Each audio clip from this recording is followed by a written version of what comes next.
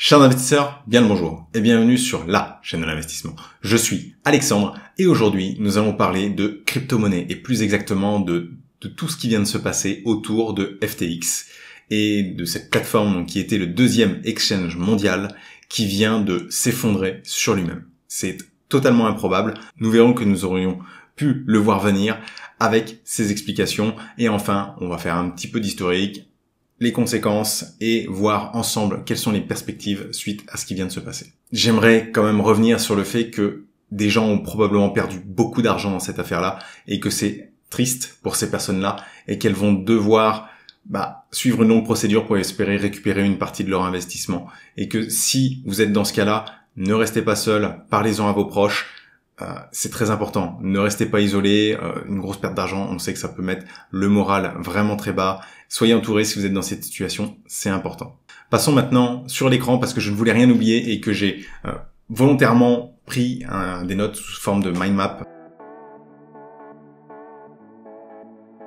Dans un premier temps, nous allons voir donc l'historique, nous allons voir comment ça a commencé, le déroulé des événements, puis ensuite nous verrons les conséquences et les perspectives qui s'ouvrent suite à ces événements. Donc, pour rappel, les principaux protagonistes, le principal protagoniste c'est FTX et Alameda, le fonds d'investissement lié à FTX, mais on a aussi Binance dans l'affaire puisque c'est entre guillemets Binance qui a priori lançait les hostilités dans cette affaire-là. FTX a levé de l'argent auprès de Binance en 2019, au moment où ils étaient encore un petit exchange qui n'était pas le numéro 2 mondial qu'ils étaient au moment de leur faillite aujourd'hui. Ah oui, petite remarque, je tourne cette vidéo le vendredi 11 novembre. Il y aura peut-être des nouveaux éléments. Si c'est le cas et que j'ai pu les digérer, je les ai mis en fin de vidéo, donc restez bien jusqu'à la fin. S'il n'y a rien de nouveau, ou rien de significatif, sachez que cette vidéo est faite le 11 novembre et que si vous la regardez dans un mois, peut-être qu'il y aura des nouveaux éléments à cette affaire-là. Voyons un petit peu ce qu'il en est pour FTX, comment FTX en est venu à déjà prendre cette position de leader mondial, de second leader mondial derrière Binance.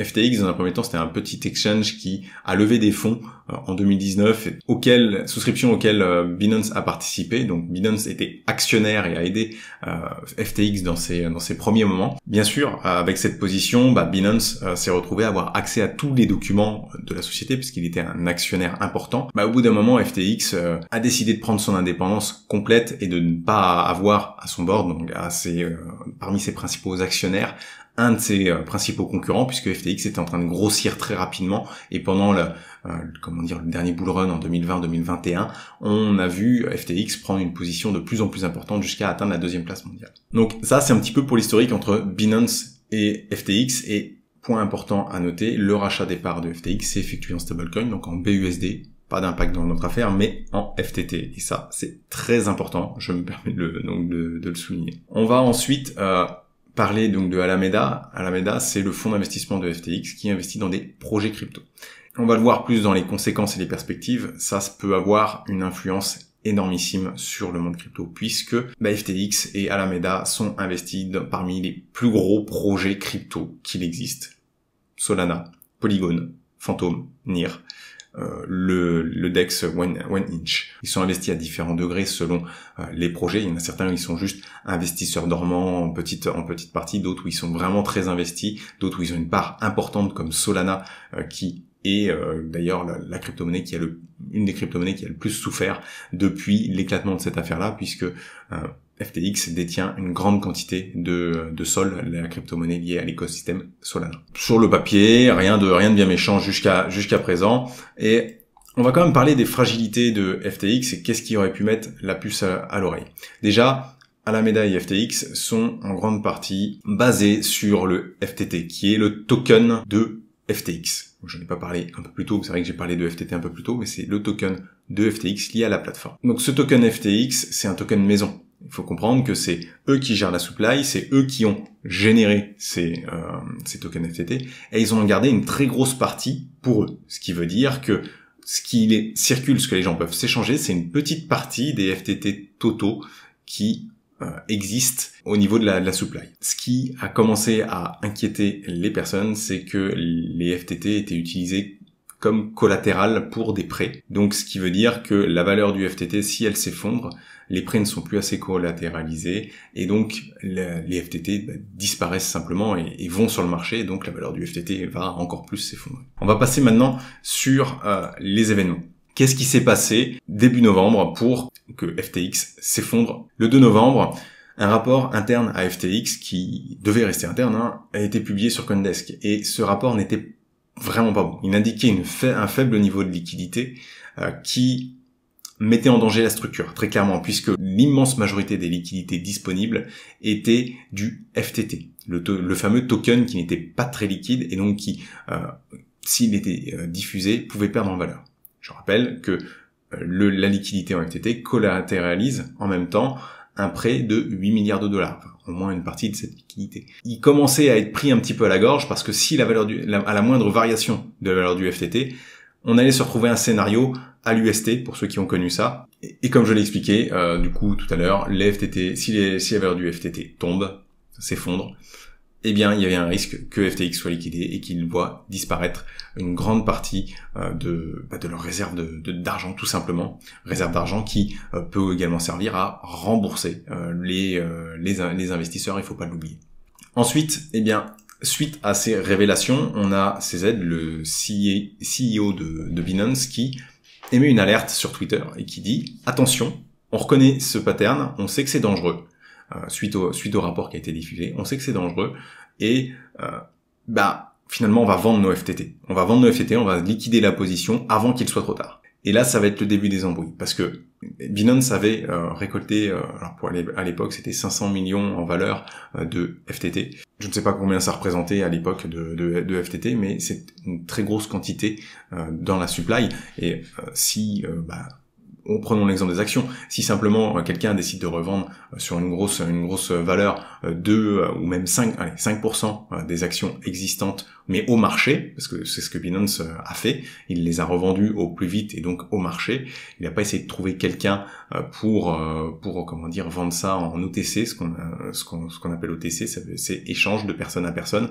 Donc dire je vais du coup vendre mes 500 millions à quelqu'un d'autre, mais quitte à lui faire un petit rabais, mais au moins ça passe un peu inaperçu et ça effondre pas le marché.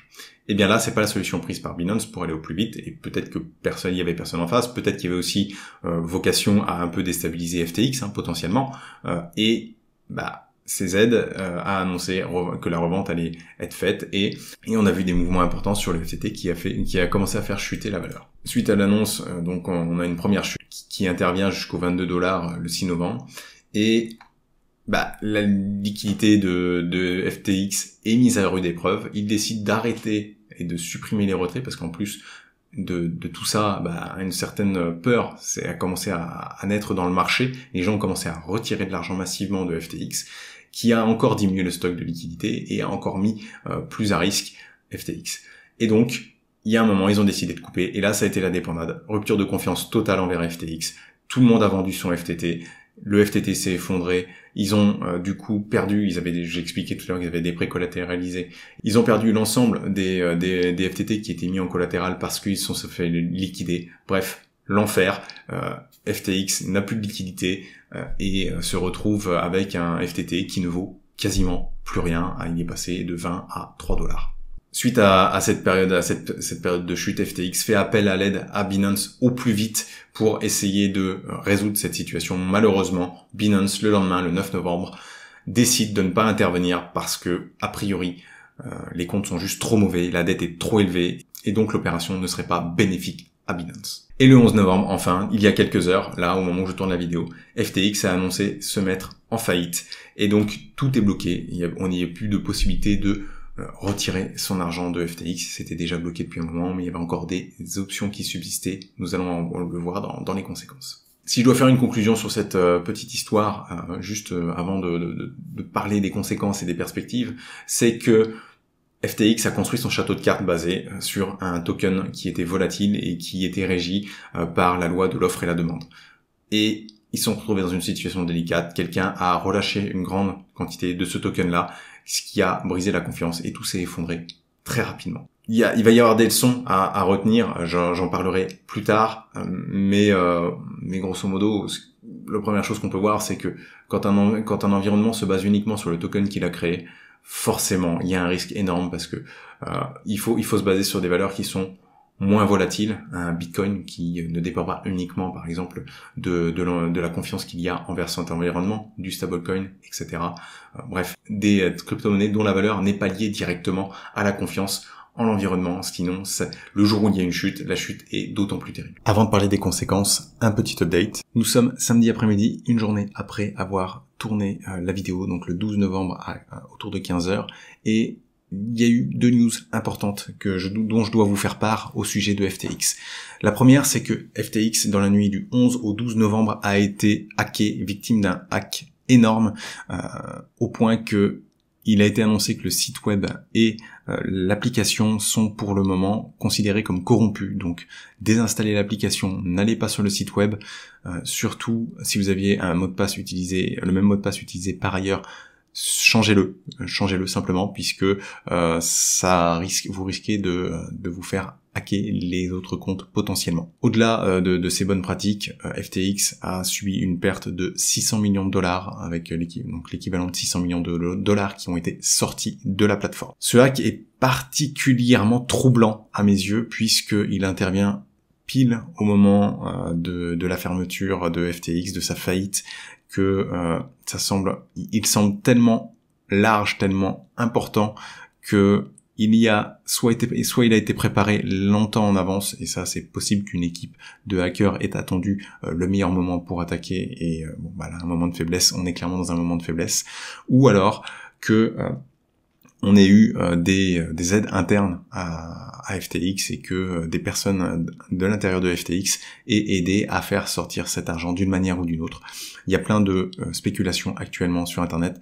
Je me garderai bien de choisir mon camp. En tout cas, le hack est majeur et il faut faire très attention à l'utilisation de FTX et il faudra suivre cette actualité de près. Il y avait une deuxième actualité, mais qui est un peu, on va dire, chamboulé par la première, puisque il est très déconseillé d'aller sur FTX actuellement, mais dès qu'il sera possible d'aller sur FTX, sachez que il y a eu un accord entre le créateur de la crypto-monnaie Tron, donc TRX, qui a apporté de la liquidité afin de permettre aux personnes de retirer leur liquidité sous forme de TRX. Donc il faut changer sa liquidité en TRX, peu importe la crypto-monnaie, a priori il faut la changer en TRX.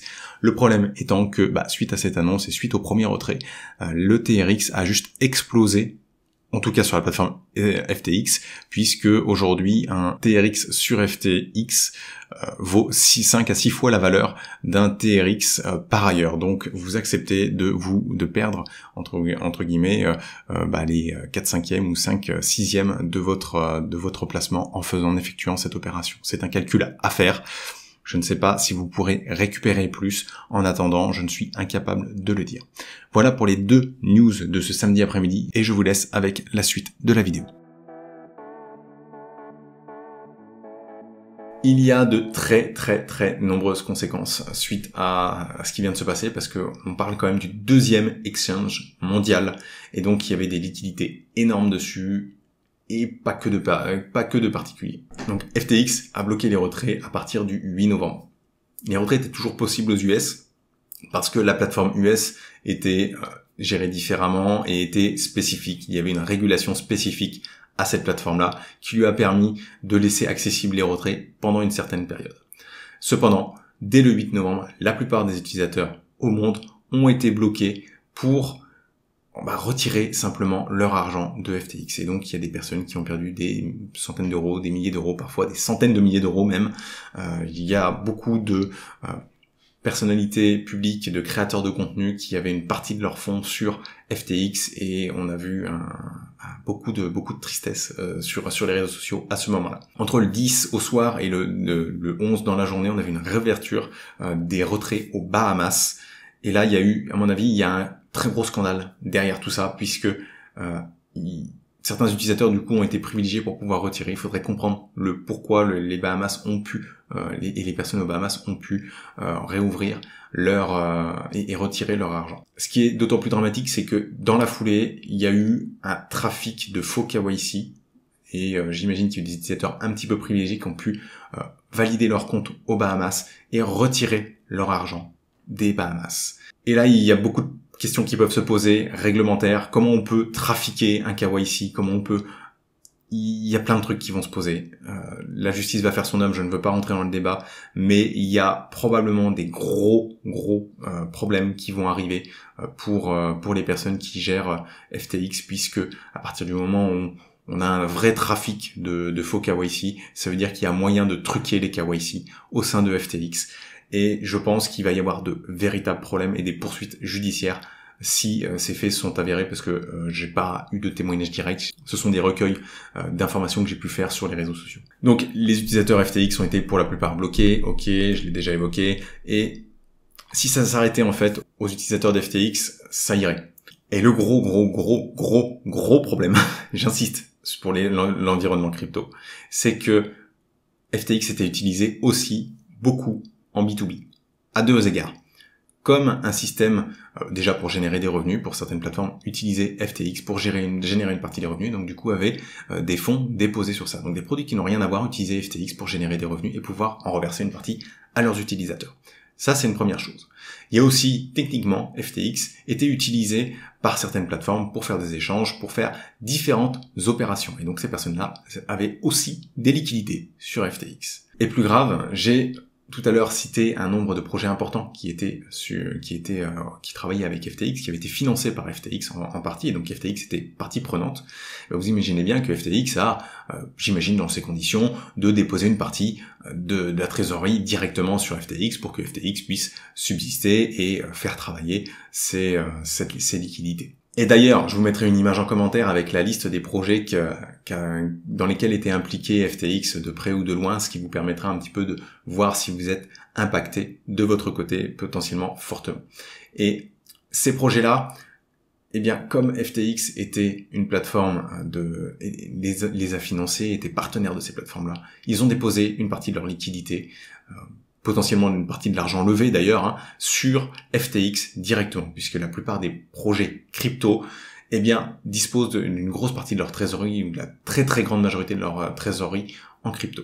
Et ces projets-là se retrouvent potentiellement avec une part importante de leur liquidité bloquée sur FTX. Qu'est-ce qui va advenir de ces projets? Qu'est-ce qui va advenir de Solana, de Polygon, etc. Polygon est un peu moins touché que Solana, en tout cas c'est l'avis du marché, puisque Polygon a beaucoup mieux résisté. Mais certains projets vont être touchés très profondément puisqu'ils n'auront plus de liquidité et ça va probablement freiner énormément les développements de ces projets-là. Et enfin, quelles sont les perspectives suite à la chute de FTX? Qu'est-ce qui va se passer dans les prochains mois? À quoi peut-on s'attendre? Dans un premier temps, on va parler des fonds qui sont bloqués, puisque c'est quand même le sujet primordial pour bon nombre d'entre vous et puis pour bon nombre de projets. Eh bien, à partir du moment où la procédure de faillite a été enclenchée, il va y avoir un administrateur qui va être choisi pour pouvoir liquider la société avec du coup la revente des actifs pour pouvoir rembourser les créanciers dans un premier temps et ensuite les personnes qui avaient de l'argent sur la plateforme. Cette procédure va prendre un certain temps, on parle d'une procédure légale et relativement complexe, d'autant plus que certains actifs ne sont pas liquides sur FTX par exemple. Quand on vous investissez bien souvent dans un projet crypto, vous avez ce qu'on appelle une période de vesting si vous êtes dans les early investisseurs. Et donc cette période de vesting, ça veut dire que les crypto-monnaies sont juste inaccessibles pendant un temps et elles sont libérées progressivement généralement sur un portefeuille. Tant que ces crypto-monnaies sont bloquées, elles ne peuvent pas être vendues pour pouvoir récupérer de l'argent et retransmettre cet argent directement aux personnes qui avaient des fonds sur la plateforme.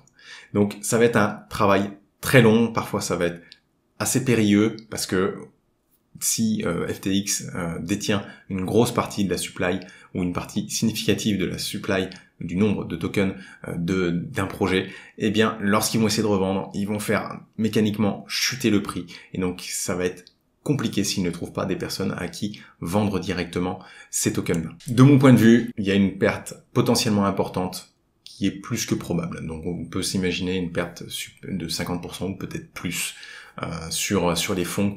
Un autre critère qui va être très important dans les prochains mois, ça va être la confiance. Parce que la confiance est rompue pour beaucoup dans les grosses plateformes et on a vu des retraits massifs se faire sur les plateformes les plus sérieuses, même Coinbase qui est coté en bourse, audité, etc., très solide, et c'est vu et qui n'a pas les mêmes problèmes de conception que FTX puisqu'ils n'ont pas un token Coinbase, ils sont cotés en bourse tout simplement. Toutes ces plateformes-là ont vu un nombre de retraits importants. Et tous les acteurs de la CeFi vont se retrouver impactés par ce qui s'est passé puisque le niveau de dépôt va significativement être réduit pendant les prochains mois, au moins, voire plus si la confiance ne revient pas et si d'autres projets tombent et si un effet domino s'enclenche suite à ça. C'est d'ailleurs un point que je n'ai pas noté là, mais c'est-à-dire qu'on peut se retrouver avec des projets qui n'ont plus de liquidité qui vont s'effondrer à leur tour. On peut se retrouver avec d'autres plateformes CeFi qui s'effondrent. On a déjà BlockFi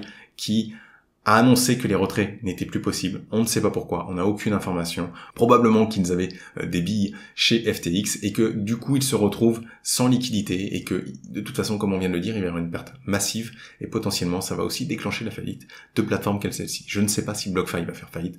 Je n'en sais rien, j'ai pas suivi le dossier d'assez près pour être au courant, mais vous savez que ça peut impacter grandement les investissements en CeFi. Pour remettre la confiance, pour moi, on va pas y couper, et là, je pense que les régulateurs vont taper du poing sur la table. Il faut un cadre réglementaire.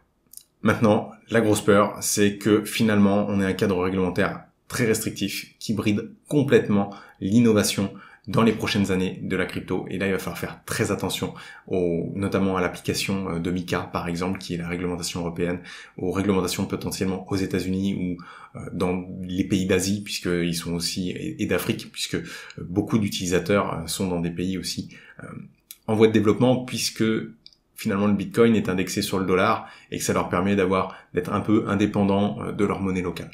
Et donc, en attendant, il faut absolument que toutes les plateformes se mettent en tête que la transparence va être la clé dans les prochains mois pour pouvoir faire revenir la confiance.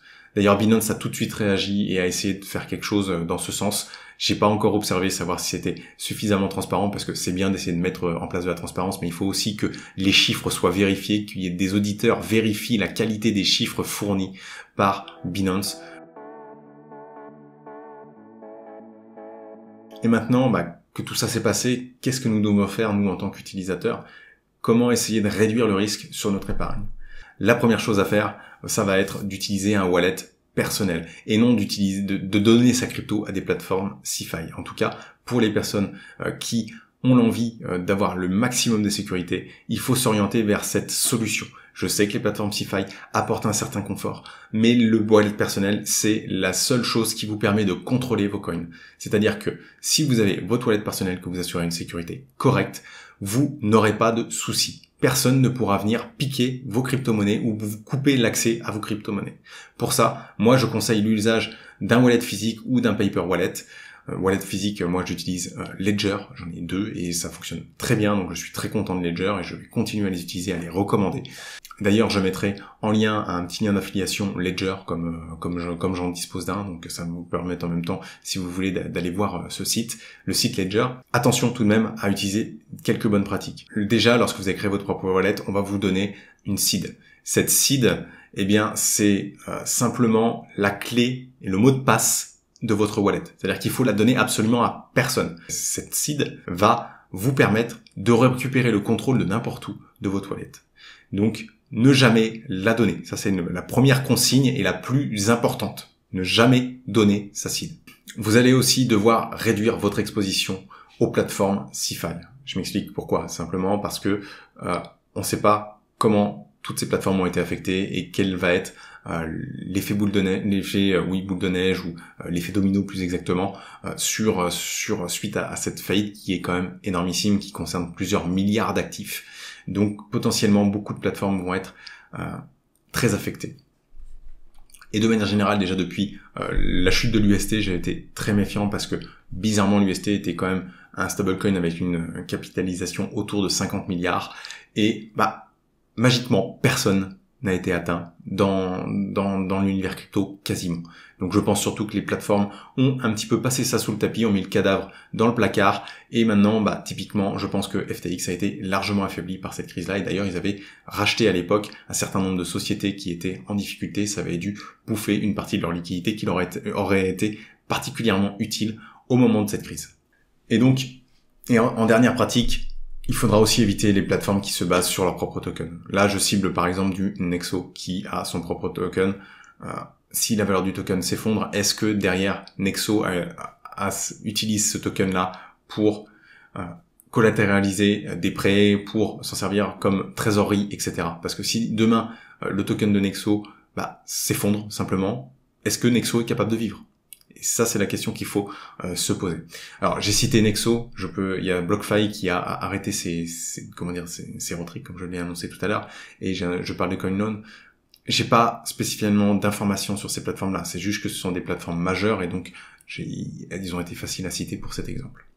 Il va aussi falloir apprendre à se méfier de certains projets, puisque on va avoir des supplies qui sont par exemple peu liquides, ce qui veut dire que finalement, une petite fraction des tokens sont en circulation et une fraction importante des tokens du projet sont pas disponibles puisque ils sont par exemple soit détenus par la plateforme et vont être libérés au fur et à mesure, etc. Puisque lorsque ces tokens vont être libérés, finalement, lorsque ces tokens vont être mis en circulation, eh bien le nombre de tokens va grossir, la valeur par token va mécaniquement diminuer si la valorisation totale du projet n'évolue pas. Et donc, c'est un risque, même si vous investissez sur ces tokens-là, vous savez que vous avez un risque de perte de la valeur si vous investissez sur ces tokens-là. C'est une bonne pratique de manière générale. Quand c'est trop beau pour être vrai, c'est que c'est pas vrai. L'UST l'a prouvé, tous les scams qu'on peut voir, même dans des finances plus traditionnelles, avec des rendements trop élevés, eh bien, pareil, c'est souvent trop beau pour être vrai et on finit par se rendre compte que ce n'était pas vrai. Et enfin, toutes les plateformes qui vont vous dire qu'ils ont de la dette collatéralisée auprès de cryptos trop volatiles de manière générale. Alors j'ai été un peu plus générique ici, mais si c'est collatéralisé en partie sur du Bitcoin plus un stablecoin, a priori ça va être moins risqué que si on est sur un token utilitaire type FTT comme pour FTX.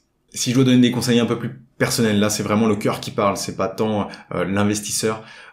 On va voir dans les prochaines semaines, je pense, beaucoup de mouvements sur les crypto-monnaies et ça va être très dur pour certaines personnes. Il faut le savoir, ça va être très dur psychologiquement de conserver ces lignes. Et soyez forts si vous voyez sur le long terme. Rappelez-vous pourquoi vous avez investi à l'origine. Si c'était pour éventuellement faire un gros coup à 4-5 ans, eh bien laissez ces 4-5 ans s'écouler. Ne prenez pas la poudre d'escampette au moment où ça va être extrêmement volatile et où ça va potentiellement baisser violemment. Peut-être que le Bitcoin va atteindre de nouveaux plus bas par rapport pour ces dernières années. Donc on n'en sait rien. Maintenant, soyez prudents, on va voir des projets tomber, donc essayez de conserver ça sur des leaders de marché, sur des personnes très régulées, sur des cryptos qui sont très sérieuses, comme si vous avez du stablecoin, l'USDC par exemple, qui est le plus audité de tous et le plus sérieux de tous. Si vous allez sur Coinbase ou sur Binance, vous êtes a priori sur des plateformes plutôt dominantes et qui se portent plutôt bien à notre connaissance aujourd'hui, je précise bien parce que maintenant il faut être très prudent quand on voit que FTX, la deuxième plateforme, s'est effondrée. J'imagine que je serai amené à faire d'autres vidéos sur le sujet ou faire d'autres vidéos sur les crypto-monnaies. Donc si ce sujet vous intéresse, abonnez-vous. Et surtout, si vous avez été affecté assez lourdement par cette affaire FTX, ne restez pas seul. Parlez-en autour de vous, et si vous n'arrivez pas à en parler autour de vous parce que finalement ça peut être difficile, je peux me rendre disponible aussi. Contactez-moi au travers du formulaire sur le site d'Investissement Facile et je tâcherai de vous répondre à chacun d'entre vous et peut-être prendre contact si ça me semble nécessaire. Voilà, je vous souhaite à tous une bonne fin de journée et bon courage pour les prochaines semaines.